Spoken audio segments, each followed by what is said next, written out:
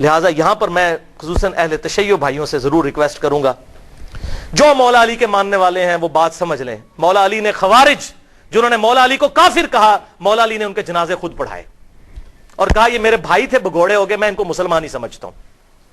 اپنے ہاتھوں سے دفن کیا، ان کی عورتوں کو لونڈیاں نہیں بنایا. اور جب جنازہ پڑھایا جاتا ہے اس میں دعائے مغفرت ہوتی ہے، اللہم اغفر لحینا و میتنا. لہذا جو مولا علی کے ماننے والے ہیں وہ کسی صحابی کو گالی نہیں دیں گے. ہاں جو بنو امیہ کے ماننے والے ہیں تو یہ بدعت انہوں نے ہی شروع کی تھی، تو وہ ان کے ماننے والے ہیں، ٹھیک ہے، وہ اپنی نسبت ان کے ساتھ قائم رکھیں. ہم تو الحمدللہ مولا علی کے ماننے والے ہیں، ہم بنو امیہ کے ماننے والے نہیں ہیں، اور نہ ہم معاویہ بن ابی سفیان یا عمر ابن عاص یا مغیرہ ابن شعبہ رضی اللہ عنہم اجمعین ان کے ٹریک پہ چڑھنے والے ہیں. ان کی اللہ تعالیٰ کا ان کا معاملہ اللہ کے سپرد، لیکن ان کی ان غلط چیزوں کے اوپر ہم چلنے والے نہیں. ہم حضرت علی کے ساتھی ہیں، ہم کسی بھی صحابی کو برا نہیں کہیں گے انشاءاللہ. لہذا توبہ کریں. جو بھی آپ کو رافضی نظر آئے، صحابہ پر لعنت کرتے ہیں، کو تم حضرت معاویہ کی پارٹی کا آدمی ہے، تو مولا علی کی پارٹی کا آدمی نہیں ہے، اس لیے تو یہ کام کرتا ہے. وَلِعَاذُ بِاللَّہ. آخری مثال سن لیں، یہ وہ ٹروتھ ایکسپوزنگ مثال ہے جس سے آپ کو پتا چلے گا کہ حضرت علی کو ممبروں پہ گالیاں کیوں ہی نکالتے تھے. اگلے دن میرے والد صاحب بھی مجھ سے پوچھ رہے تھے کہ جی یہ گالیاں کیوں نکالتے تھے، کیا ملتا تھا؟ سوال تو بڑا زبردست ہے. اتنے سال تک گالیاں نکالتے رہے، ان کو ملتا کیا تھا حضرت علی کو گالیاں نکال کے؟ Brain washing. لوگوں کے دلوں سے وہ خلافت راشدہ کو بچانے کی آخری کوشش نکل جائے تاکہ ملوکیت محفوظ رہے. یہ تھی وجہ، اور وہ آپ کو اس حدیث میں پتا چلے گی. سنن نبی داؤد 4131، شیخ البانی بھی نے بھی صحیح کہا، زبیر علی زئی صاحب نے بھی صحیح کہا. اس میں آپ کو یہ بات پتا چل جائے گی حضرت حسن کے بارے میں. سیدنا مقدام بن مادی رضی اللہ تعالیٰ عنہ بڑے جلیل القدر صحابی ہیں. انہی سے وہ ابو داؤد میں حدیث ہے کہ مجھے اللہ تعالیٰ نے قرآن اور اس کی مثل عطا کیا، یعنی سنت. مقدام بن مادی یہ حضرت میر معاویہ کو ملنے کے لیے گئے شام میں، اور وہاں پر بیٹھے ہوئے ایک خبر آئی تو حضرت میر معاویہ نے کہا مقدام تجھے پتا ہے کہ حسن فوت ہو گئے ہیں؟ تو حضرت مقدام نے کہا انا للہ و انا الیہ راجعون. ایک مسلمان کے مرنے پہ یہی کرنا چاہیے نا. لیکن حضرت حسن فوت نہیں ہوئے تھے، قتل کیے گئے تھے. المصنف ابن ابی شیبہ میں موجود ہے انٹرنیشنل نمبرنگ کے مطابق 37,359، اور المستدرک للحاکم میں پورا چیپٹر ہے حضرت حسن کو زہر دیا گیا تھا. وہ زہر کیوں دیا وہ آپ کو پتا چل جائے گا. شہید کیا گیا بڑی چھوٹی سی عمر میں 49 ہجری میں. تو حضرت حسن کی وفات کی خبر پہنچی تو مقدام نے پڑھا انا للہ و انا الیہ راجعون. تو حضرت معاویہ نے کہا کہ مقدام تو حسن کے مرنے کو امت کے لیے مصیبت سمجھ رہا ہے؟ استغفر اللہ، اللہ اکبر، استغفر اللہ. اب جب انہوں نے یہ بات کی تو انہوں نے کہا میں حسن کی وفات کو مصیبت کیوں نہ سمجھوں؟ میں نے خود دیکھا حضور صلی اللہ علیہ وسلم دائیں طرف حسن کو بٹھاتے تھے اور بائیں طرف حسین کو، اور کہتے تھے حسن مجھ سے ہے، حسین علی سے ہے. اور تو کہہ رہا معاویہ کہ میں حسن کی وفات کو مصیبت شمار نہ کروں؟ اور پھر حضرت معاویہ کا ایک چمچہ وہاں سے بولا. حسن جو ہے وہ آگ کا ایک انگارہ تھا، اللہ نے اسے بجھا دیا. اللہ، یہ او خدا کے لیے میرے شیعہ دوستو سمجھو یہ کون سی پارٹی ہے جو صحابہ کے بارے میں بکواس کرتی ہے؟ اگر آپ واقعی شیعہ نے علی، آئی ایم شیعہ پولیٹیکلی، جیسے امام شافعی نے فرمایا تھا اہل بیت کی محبت کا نام رافضی ہونا ہے تو میں رافضی ہوں. رافضی صحابہ کرام پر لعنت نہ کرے کوئی شیعہ، وہ تو حضرت علی کا ماننے والا ہی نہیں، وہ شیعہ علی ہے ہی نہیں، وہ شیعہ معاویہ ہے. تو یہ دیکھیں وہ چمچہ کہتا ہے حسن آگ کا انگارہ تھا، اللہ نے بجھا دیا. اللہ اکبر. مقدام نے کہا اللہ کی قسم معاویہ تو نے میرے دل کو آگ لگا دی ہے، میں اس وقت تک یہاں سے نہیں اٹھوں گا جب تک کہ تجھے آگ نہ لگا دو. یہ ہے انڈر پروٹیسٹ اور اعلان حق جابر حکمران کے سامنے غلط بات کو غلط کہنا ہے. میں تجھے آگ لگا کے یہاں سے اٹھوں گا. معاویہ اللہ کی قسم اگر میں جھوٹ بولوں مجھے یہاں پر ٹوک دینا، اگر میں سچ کہوں تو مجھے بتا دینا. سن معاویہ میں تجھے اللہ کی قسم دے کے پوچھتا ہوں، کیا رسول اللہ نہیں فرمایا تھا کہ سونا مرد کے لیے حرام ہے؟ حضرت معاویہ نے کہا ہاں کہا تھا. اللہ کی قسم دے کر پوچھتا ہوں، کیا حضور صلی اللہ علیہ وسلم نے مرد کے لیے ریشم کو حرام نہیں فرمایا؟ انہوں نے کہا ہاں کہا تھا. اللہ کی قسم دے کر پوچھتا ہوں کہ آپ صلی اللہ علیہ وسلم نے درندوں کی کھالیں اور متکبرانہ لباس اور درندوں کے اوپر سواری کرنے کو حرام نہیں فرمایا تھا؟ حضرت معاویہ نے کہا ہاں کہا تھا. ان کا معاویہ یہ تینوں کام تیرے گھر میں ہوتے ہیں, تینوں حرام کام ہوتے ہیں تیرے گھر میں. وہ جو میں نے کہا نا انڈر پروٹیسٹ. حضرت معاویہ نے کہا مقدام مجھے پہلے ہی پتا تھا میں باتوں میں تجھ سے جیت نہیں سکتا. تجھے سانو حدیثاں سنا دو جی امام حنیفہ کے مقابلے نبی دی حدیث آ جائے ایتے ویکھو, اتنا ہی کافی ہے. تو انہوں نے جب یہ حدیث بیان کی پھر کہا کہ لاؤ مقدام کو کچھ مال دو. اتنا لا کے ڈھیروں مال دیا گیا. حضرت مقدام نے وہیں غریب لوگوں میں اس کے سامنے تقسیم کیا. ان کا مجھے مال کی حاجت نہیں, میں نے جو حق ادا کرنا تھا وہ کر دیا. یہ تھا بات بھائی. حسن انگارہ کیوں تھا ان کے لیے؟ صلح حسن ایک ٹریٹی کے تحت, ایک معاہدے کے تحت ہوئی تھی جس میں بڑی بڑی شرطیں یہ تھیں کہ معاویہ تم اپنے مرنے کے بعد امت کو شورا پر چھوڑو گے جس طرح کہ شیخین نے چھوڑا تھا, ابو بکر عمر نے. اپنا خلیفہ کسی کو خود نامزد نہیں کرو گے, اپنی اولاد میں نہیں کرو گے, اور مال فہ میں سے اور مال غنیمت میں سے جو حصہ اہل بیت کو ملتا ہے قرآن کی روح سے مال غنیمت کا وہ ملتا رہے گا. اسی طریقے سے تم جو ہے وہ میرے باپ کے اوپر ممبروں پر لعنت نہیں کرو گے, کیونکہ پہلے سے لعنت شروع ہوگی. شام کے گورنر تھے وہیں سے لعنت شروع کی تھی, یہ ختم کرو گے. لیکن کسی بات پر عمل نہیں ہوا. الٹیمیٹلی پھر انجام کیا ہوا وہ صحیح بخاری کے اندر حدیث ہے, 7109 نمبر حدیث. حضرت حسن کو حضور صلی اللہ علیہ وسلم نے اپنی گود میں اٹھایا ہوا تھا, ٹھیک ہے. اور یہ حدیث شروع یہ ہوتی ہے کہ جب حضرت علی کی شہادت کے بعد لوگوں نے حضرت حسن کو خلیفہ چنا. یہ بھی یاد رکھیے حضرت علی نے حضرت حسن کو خلیفہ نہیں بنایا. حضرت علی نے اپنا خلیفہ کسی کو نہیں بنایا. سنی شیعہ کتابوں دونوں میں لکھا ہے. انہوں نے کہا میں یہ وزن نہیں اٹھاؤں گا, میں امت کو اسی طرح چھوڑ کے جا رہا ہوں, اپنا خلیفہ خود چننا جس طرح حضور کی وفات کے بعد ہم نے ابو بکر کو چنا تھا, میں نے نہیں کسی کو بنانا. پھر لوگوں نے مشورہ کر کے حضرت حسن کو چنا. حضرت حسن نے 40,000 کا لشکر لے کے آئے. صحیح بخاری 7109. سامنے سے حضرت میر معاویہ عمر بن عاص کہتے ہیں کہ معاویہ یہ تو وہ لشکر ہے جس نے موت پہ بیعت کی ہے, یہ تو ہماری تکہ بوٹی کر دے گا. تو حضرت معاویہ نے کہا پھر کیا کریں؟ ان کا صلح کرو حسن کے ساتھ, اس کے بغیر چارہ نہیں ہے. اچھا, انہوں نے پھر کہا ٹھیک ہے صلح کر لیتے ہیں, صلح آفر کرتے ہیں. اور سورۃ الانفال کے اندر یہ موجود ہے کہ اگر کافر بھی میدان جنگ میں صلح کی آفر کرے تو جنگ روک دو. حضرت حسن کو بھیجا صلح کے لیے. حضرت حسن رضی اللہ تعالیٰ عنہ نے وہ صلح قبول کر لی اور ان کے حق میں دستبردار ہو گئے. کیوں؟ کہ میں ان کو فری ہینڈ دے دوں. جو یہ کہتے ہیں نا قاتلین عثمان سے بدلہ لینا ہے تو اب لے کر بتائیں, جو ان کے زوم میں ہے وہ بتا دیں. یہ نہ کہیں کہ میرے پاس خلافت نہیں تھی تو میں خلافت حوالے کرتا ہوں. اور حضور صلی اللہ علیہ وسلم کے الفاظ وہاں پر پھر وہ تابعی 7109 کہ حضور نے حضرت حسن کو گود میں اٹھا کر کہا تھا میرا یہ بیٹا سید ہے, اس کی وجہ سے اللہ تعالیٰ مسلمانوں کے 2 گروہوں میں صلح کروا دے گا, اس کی وجہ سے, یعنی یہ قربانی دے گا. حضرت امیر معاویہ نے قربانی نہیں دی ہے, حضرت حسن نے. اس کا اس کی وجہ سے 2 گروہوں میں صلح کروا دے گا. الحمدللہ حضرت حسن نے فری ہینڈ دیا کہ بھائی آپ دیکھ لیتے ہیں. آپ کا دعویٰ تھا نا وہ جس طرح آج کل ہے جی, وہ کہتا ہے جی مجھے حکومت دو, کہتا ہے مجھے حکومت دو, یہ لو جی حکومت پڑی, آپ کر کے بتاؤ, لگ پتا جائے گا. لیکن پھر 20 سال تک, یہ 41 ہجری میں واقعہ ہوا اور حضور کی پریڈکشن پوری ہوئی کہ 30 سال تک خلافت علی منہاج النبوہ جو میں نے بیان کیا ابو داؤد ترمذی اور مسند احمد سے, وہ پورے ہوئے. اور ایون امام ابن تیمیہ نے منہاج السنہ میں لکھا کہ ربیع الاول کے مہینے میں, دن کنفرم نہیں لیکن ربیع الاول میں حضور کی وفات ہوئی تھی 11 ہجری میں, اور 41 ہجری ربیع الاول میں صلح حسن ہوئی اور 30 سال پورے ہوئے. اور امام ابن تیمیہ جیسے شخص جنہوں نے اہل تشیع کے خلاف منہاج السنہ لکھی, اس کتاب میں لکھتے ہیں کہ حضرت حسن 5ویں خلیفہ راشد ہیں, 6 مہینے ان کے بھی خلافت راشدہ ہیں کیونکہ 30 سال ان کے 6 مہینے بنا کر پوری ہوتی ہے وہ شامل کر کے. لہذا امیر معاویہ رضی اللہ تعالیٰ عنہ یا یزید ابن معاویہ یہ دونوں خلیفہ راشد نہیں بلکہ اسلام کے بادشاہ ہیں. یہ انہوں نے لکھا. بھائیو یہ 20 سال تک کسی شرط پر عمل نہیں ہوا بلکہ اسی طریقے سے ممبروں پر حضرت علی کو گالیاں نکالی جاتی رہیں. اور پھر جاتے جاتے وہ ٹرننگ پوائنٹ آیا کہ حضرت حسن کے ساتھ جو صلح کا معاہدہ تھا توڑا, اور وفات سے 4 سال پہلے خلیفہ کی بیعت, اپنے بیٹے کی بیعت لینی شروع کر دی کہ میرے مرنے کے بعد یہ خلیفہ بنے گا. اب مولا حسین میدان میں اترتے ہیں لیکن مغرب کی نماز کے بعد انشاءاللہ تعالی. بھائیو ابھی تک تقریباً ہماری 1.5 گھنٹے کی گفتگو ہو چکی ہے اور اب انشاءاللہ یہ 25-30 منٹ میں ہماری گفتگو کنکلوڈ ہو جائے گی. آخری سچویشن ہم ڈسکس کریں گے. تو اب بات ہماری جہاں پر مکمل ہوئی تھی وہ ابو داؤد کی حدیث 4131 جس کو شیخ البانی نے بھی صحیح کہا, شیخ زبیر علی زئی صاحب نے بھی صحیح کہا رحمہم اللہ, کہ حسن آگ کا انگارہ تھا جسے اللہ نے بجھا دیا والعیاذ باللہ تعالی. اس اسدی شخص نے وہاں پہ کامنٹس دیے. تو پھر مقدام بن مادی نے جابر حکمران کے سامنے حق کا کلمہ بلند کیا.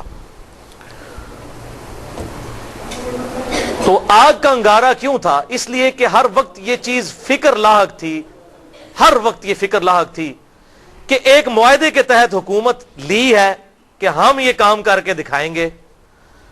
وہ کام کیا کرنا، کوئی ایک بھی شرط پوری نہیں کی. اسی طریقے سے سب و شتم مولا علی پر ممبروں پر جاری، اسی طریقے سے لوگوں کے ساتھ زیادتیاں، لوگوں کا مال لوٹنا، لا حق قتل کرنا، جس سے اختلاف رائے ہو اسے قتل کروا دینا، یہ اسی طریقے سے جاری 20 سال تک.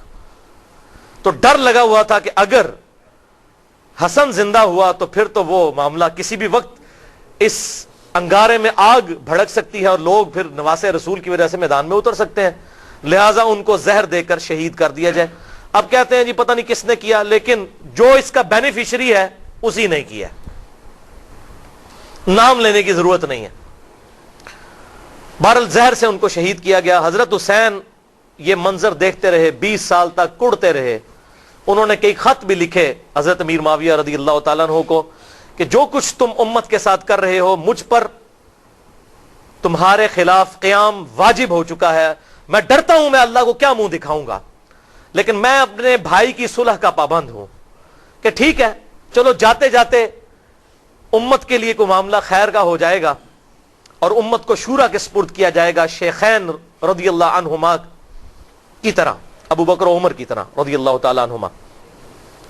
لیکن یہ معاملہ پھر بگڑ گیا. حضرت امیر معاویہ رضی اللہ تعالیٰ عنہ کی وفات 60 ہجری میں ہوئی. حضور صلی اللہ علیہ وسلم کی وفات کے تقریباً 50 سال کے بعد، وفات سے 4 سال پہلے انہوں نے اپنی زندگی میں اپنے بیٹے کے لیے بھی بیعت لینا شروع کر دی. ایک وقت میں 2 خلیفوں کی بیعت، جبکہ صحیح مسلم میں حدیث ہے انٹرنیشنل نمبرنگ کے مطابق 4799 کہ اگر ایک خلیفہ کی موجودگی میں دوسرے خلیفہ کی بیعت کی جائے تو دوسرے کو قتل کر دو. وہ تو واجب القتل ہو چکا تھا، ایک وقت میں 2 خلیفوں کی بیعت تو نہیں ہو سکتی. اور یہ کوئی تاریخی روایت نہیں ہے، تلوار کے زور پر پوری دھونس کے ساتھ بیعت لی گئی. کہتے ہیں وہ صحابہ نے بیعت کر لی تھی، یہ کر لیا تھا، وہ اب آپ کو میں پول کھول کے بتاتا ہوں. صحیح بخاری میں انٹرنیشنل نمبرنگ کے مطابق 4827 نمبر حدیث. یہاں پر یہ بات یاد رکھیے گا، بیعت دل سے ماننے کا نام ہے، زبردستی نہیں ہو سکتی. بخاری اور مسلم کی متفق علیہ حدیث ہے، سعد ابن عبادہ نے حضرت ابو بکر صدیق رضی اللہ تعالیٰ عنہ کی بیعت نہیں کی، اس کے بعد حضرت عمر کی بھی نہیں کی. لیکن ابو بکر عمر نے کیا تلوار رکھی ان کے اوپر کہ بیعت کرو؟ ٹھیک ہے، اختلاف رائے نہیں کرنی نہ کرو. بخاری اور مسلم کی متفق علیہ حدیث ہے کہ حضرت علی نے 6 مہینے تک ابو بکر کی بیعت نہیں کی. تو کیا معاذ اللہ ابو بکر نے ان کے ساتھ اس طرح کی کوئی زیادتی کی؟ بلکہ بخاری مسلم میں آتا ہے بعد میں معافی بھی مانگی. حضرت علی کا یہی اعتراض تھا کہ آپ نے اہل بیت کو مشورے میں شامل نہیں کیا. حضرت ابوبکر صدیق زاروں کے تار رو پڑے. یہ بخاری اور مسلم دونوں میں موجود ہے، اور میں نے اس پہ 2.25 گھنٹے کی گفتگو کی ہے. وصی رسول کون ہے اور حدیث قرطاس کا تحقیقی جائزہ، مسئلہ نمبر 55B کے نام سے، لہذا میں آج اس کو ایڈریس نہیں کروں گا. بخاری کی حدیث 4827 سورۃ الاحقاف کی تفسیر والے چیپٹر میں امام بخاری نے امت کو انجیکشن لگا دیا کہ پتہ چل جائے کہ ہوا کیا تھا امت کے ساتھ. محدثین کی یہ بہت بڑی خدمات ہیں کہ انہوں نے حق نہیں چھپایا، کیونکہ سورۃ البقرہ میں آیا ہے کہ جو حق چھپاتا ہے اس پہ اللہ کی لعنت، فرشتوں کی لعنت اور تمام لعنت کرنے والوں کی لعنت. اور ابو داؤد اور ترمذی میں حدیث ہے کہ جو لوگ دنیا میں حق چھپاتے ہیں قیامت والے دن اس حال میں پیش کیے جائیں گے کہ ان کے منہ میں آگ کی لگامیں ہوں گی کہ یہ حق بات نہیں بتاتے تھے. وَلِعَاذُ بِاللَّهِ تعالی. یہ کہتے ہیں یہ اس طرح کی باتیں کیوں کرتے ہیں؟ یہ تو ہمارے نبی کی نبوت کی غیب کی خبریں ہیں کہ کیا ہونے والا تھا امت کے ساتھ. حضور صلی اللہ علیہ وسلم کی نبوت کی دلیل ہیں یہ خبریں کہ آپ نے مستقبل کی باتیں پہلے ہی امت کو بتا دی. 4827 صحیح بخاری سورۃ الاحقاف کا چیپٹر، کتاب التفسیر چیپٹر صحیح بخاری میں مروان بن حکم کو مکے اور مدینے کا گورنر بنایا حضرت امیر معاویہ رضی اللہ تعالی عنہ نے. مسجد نبوی میں اس نے روضہ شریف کے بالکل پاس منبر رسول پر خطبہ دینا شروع کیا. اور یہ وہ مروان ہے جو منبر رسول پر روضہ شریف کے پاس یہ لعنت کرتا تھا، علی پر لعنت، علی سے محبت کرنے والوں پر لعنت، والعیاذ باللہ تعالی. میں آپ کو حوالے دے چکا. اور مجھے حدیث ابھی میرے ایمان کا تقاضا ہے ذہن میں چلتے چلتے آ گئی. 6229 نمبر حدیث صحیح مسلم میں، اور صحیح بخاری میں بھی 3703 نمبر حدیث ہے حضرت علی کے فضائل کے چیپٹر میں. اسی مروان بن حکم نے کسی کو وہاں پر نامزد کیا تو اس نے حضرت سال ابن سعد السعدی کو بلایا. حضرت علی کے فضائل کے چیپٹر میں، بخاری مسلم دونوں میں یہ حدیث ہے، اور کہا کہ آپ منبر پر آ کر ایک دفعہ مولا علی پر لعنت بھیجیں. لعنت کے الفاظ ہیں مسلم میں. تو سال ابن سعد السعدی جو پہلے 10 مسلمانوں میں سے تھے، انہوں نے کہا کہ میں حضرت علی پہ لعنت کروں منبر پہ آ کے؟ ان کا اچھا تم یہ کہہ دو کہ ابو تراب پہ اللہ کی لعنت. بولے اعوذ باللہ. ابو تراب کا مطلب ہے مٹی والا. حضرت علی کی یہ کنیت تھی. تو اس نے کہا چلو تم کوڈ ورڈ میں بات کر دو، کہہ دو ابو تراب پہ اللہ کی لعنت، مٹی والے پہ. اور یہ حقارت سے بنو امیہ ابو تراب کہتے تھے. حضرت سال ابن سعد نے کہہ کا مارا. انہوں نے کہا واہ واہ، اوے مولا علی تو ابو تراب نام سے اتنا خوش ہوتے تھے، کسی اور نام سے اتنا خوش نہیں ہوتے تھے، اور تم کہہ رہے ہو کہ ابو تراب پہ اللہ کی لعنت. پھر وہ ذرا ٹھنڈے پڑے. انہوں نے کہا میں کبھی بھی مولا علی کو گالی نہیں نکالوں گا. انہوں نے کہا اچھا بتائیے ابو تراب نام کیسے پڑا حضرت علی کا؟ انہوں نے کہا سنو. پھر ایک دفعہ حضرت علی اور حضرت فاطمہ کے درمیان چپ کلش ہو گئی. میاں بیوی تھے. حضرت علی ناراض ہو کے گھر سے چلے گئے. مسجد نبوی میں جا کر لیٹ گئے زمین کے اوپر. حضور صلی اللہ علیہ وسلم آئے اور کہا فاطمہ کدھر ہے علی؟ ان کا یا رسول اللہ ناراض ہو کے چلے گئے ہیں. آپ صلی اللہ علیہ وسلم نے فرمایا ایک صحابی کو کہ جا کر ڈھونڈ کر لاؤ. وہ ڈھونڈنے گئے تو حضرت علی لیٹے ہوئے تھے. حضور کو آ کے بتایا. حضور خود تشریف لے گئے. حضور صلی اللہ علیہ وسلم نے حضرت علی کو اٹھایا، اپنے مبارک ہاتھوں سے جسم سے مٹی صاف کی اور کہا اٹھ ابو تراب، اٹھ ابو تراب، اے مٹی میں لپٹنے والے اٹھ. اس دن سے حضرت علی اپنے آپ کو ابو تراب کہتے تھے، حالانکہ آپ کی کنیت ابو الحسن تھی. صحابہ آپ کو ابو الحسن کہتے تھے، وہ کہتے تھے مجھے ابو تراب کو. جیسے حضرت ابو ہریرہ کو بلیوں والا ابو ہریرہ نام تو ان کا عبد الرحمن تھا. وہ بلیوں کے بچوں کے ساتھ کھیلتے تھے، اپنے وہ کرتے کی آستین میں ڈالتے تھے. حضور نے کہہ دیا ابو ہریرہ نام مشہور ہو گیا. تو اس طریقے سے ابو تراب ان کا نام پڑ گیا. انہوں نے کہا مولا علی تو اس نام سے خوش ہوتے تھے اور آج تم مجھے کہتے ہو کہ میں ان پر لعنت کروں. والعیاذ باللہ تعالی. بہرحال یہی مروان بن حکم، اس کو حضرت میر معاویہ نے گورنر بنا دیا تھا. اسی خبیث کی وجہ سے حضرت عثمان بھی شہید ہوئے. اسی نے وہ جعلی مور لگائی تھی جس کی وجہ سے ایک حضرت عثمان کے خلاف جو ہے وہ تحریک برپا ہو گئی. اس کو گورنر لگایا. صحیح بخاری 4827. اس نے خطبہ پڑھا مسجد نبوی میں اور کہا کہ یزید بن معاویہ بڑا اچھا آدمی ہے، یزید بن معاویہ بڑا اچھا آدمی. لوگ کہہ رہے یہ کون سا خطبہ ہو رہا ہے کہ یزید بن معاویہ بڑا اچھا آدمی ہے. اور پھر اس نے کہا کہ اللہ تعالیٰ نے امیر المومنین حضرت معاویہ بن ابی سفیان رضی اللہ تعالیٰ عنہ کو ایک بڑی اچھی بات سجھائی ہے. وہ امت کے وسیع تر مفاد میں چاہتے ہیں کہ اپنے بیٹے کو اپنے بعد خلیفہ نامزد کر دیں. ادھر ہمارے حکمران بھی کہتے ہیں نا امت کے وسیع تر مفاد میں، پاکستان کے وسیع تر مفاد میں. اچھا، وہاں پر حضرت ابو بکر کا بیٹا کھڑا ہوا، عبد الرحمن بن ابی بکر، حضرت عائشہ کا بھائی. اور امام بخاری نے نقل نہیں کیا کہ اس نے کیا کہا. انہوں نے کوئی چوبے والی گل کی تھی. او میں گل دسنا کیڑی ہے. اس نے ایک بات کی، انہوں نے صحابی تھے وہ، اور مروان تڑپ اٹھا. اس نے کہا پکڑو اس ابو بکر کے بیٹے کو. ایسی کی تیسی یہ لوگ حکمرانوں کے خلاف بولتے ہیں، کلمہ حق بلند کرتے ہیں. حضرت عبد الرحمن بن ابی بکر جو ہے بھاگ کے حضرت عائشہ کے حجرے میں چلے گئے. حضرت عائشہ اسی مسجد نبوی کے ساتھ حجرہ تھا حضور صلی اللہ علیہ وسلم کی قبر مبارک کے پاس. وہاں جا کر پناہ لی تو مروان پھر بھی اس کا غصہ نہیں ٹھنڈا ہوا. باہر سے حضرت ابو بکر کی اولاد کے بارے میں اس نے الفاظ استعمال کیے. تو عبد الرحمن بن ابی بکر وہی ہے نا جس کے بارے میں قرآن میں سورۃ الاحقاف میں آیت نازل ہوئی ہے کہ یہ کافر کہتا ہے اپنے ماں باپ کو کہ تم مجھے کہتے ہو کہ مرنے کے بعد مٹی سے دوبارہ زندہ کیا جاؤں گا. یہ جھوٹے وعدے تم مجھے دیتے ہو ابو بکر کے بیٹے کہ تیرے بارے میں آیت ہے، تو ہے وہ کافر. والعیاذ باللہ. حضرت عائشہ سے نہ رہا گیا. انہوں نے کہا اسکت، خاموش ہو جا. آل ابی بکر کے بارے میں قرآن میں کوئی آیت نازل نہیں ہوئی سوائے میری شان میں جو اللہ نے سورہ نور میں اعلان برات کیا تھا، مجھ پر تہمت لگی تھی. تو آج آل ابی بکر کے بارے میں یہ بات کرتا ہے. یہ تو تھی بخاری میں.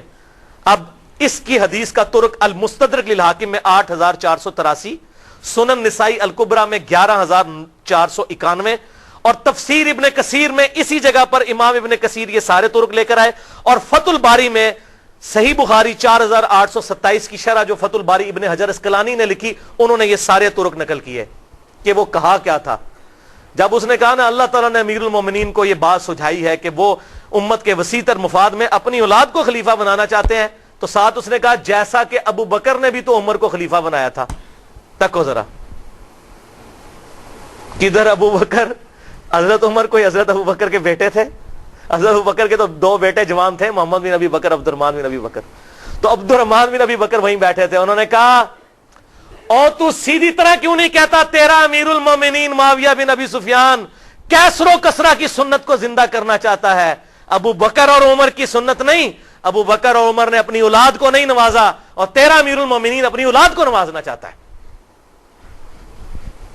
ابو بکر کا بیٹا تھا, جینز ابو بکر کے تھے. جوش میں انہوں نے جب یہ کلاس لی, پھر انہوں نے کہا پڑھو انہوں, بول رہا ہے اے گل ہوئی سی. پھر وہ چھپ گئے, اور یہاں پر حضرت عائشہ نے پھر اس کو چپ کروایا مروان کو, اور ساتھ ایک بات کہی جو اس حدیث میں موجود ہے, اور کہا مروان تو ابو بکر کی اولاد کے بارے میں بکواس کرتا ہے, تیرے باپ کے بارے میں حضور صلی اللہ علیہ وسلم نے فرمایا تھا حکم پر لعنت, حکم کی اولاد پر لعنت. تو اسی حکم کا بیٹا ہے مروان بن حکم, تو اپنے باپ کی پشت میں تھا جب اللہ کے نبی تجھ پر لعنت کر کے گئے تھے. یہ حضور کی غیبی خبریں الحمدللہ. اور ایک اور غیبی خبر سنیں, مسند ابی یعلا میں انٹرنیشنل نمبر کے مطابق 6461, جسے شیخ البانی بھی صحیح کہتے ہیں, شیخ زبیر علی زئی صاحب بھی ٹھیک کہتے ہیں, کہ سیدنا ابو ہریرہ کہتے ہیں کہ آپ صلی اللہ علیہ وسلم نے ایک خواب دیکھا کہ آپ کے منبر پر بنو حکم, یہی مروان بن حکم اور اس کی اولاد, اچھل کود رہے ہیں. تو حضور بڑے غصے کی حالت میں گھر سے باہر نکلے, اور آپ نے کہا کہ میں نے بنو حکم کی اولاد کو اپنے ممبروں پر بندروں کی طرح اچھلتے ہوئے دیکھا ہے, یعنی میرے بعد یہ میرے ممبروں پر آ کر بیٹھیں گے. اور حضرت ابو ہریرہ کہتے ہیں اللہ کی قسم اس خواب دیکھنے کے بعد حضور صلی اللہ علیہ وسلم جتنے دن زندہ رہے, چند دن پہلے آپ نے خواب دیکھا, آپ کو کسی نے ہنستے ہوئے نہیں دیکھا. آپ اتنے غمگین ہوئے کہ یہ مستقبل میں ہونا ہے. تو آپ صلی اللہ علیہ وسلم نے امت کو پہلے ہی اس حوالے سے خبردار کر دیا. اور صحیح بخاری میں 3605 نمبر حدیث ہے, حضرت ابو ہریرہ کہتے ہیں کہ حضور صلی اللہ علیہ وسلم نے مجھ سے ارشاد فرمایا تھا کہ میری امت کی بربادی قریش کے چند نوجوان لڑکوں کے ہاتھوں میں ہوگی. اور حضرت ابو ہریرہ کہتے ہیں میں اگر چاہوں ان لڑکوں کے نام, ان کے قبیلوں کے نام, ان کے ماں باپ کے نام بھی بتا دوں, حضور مجھے بتا کر گئے تھے.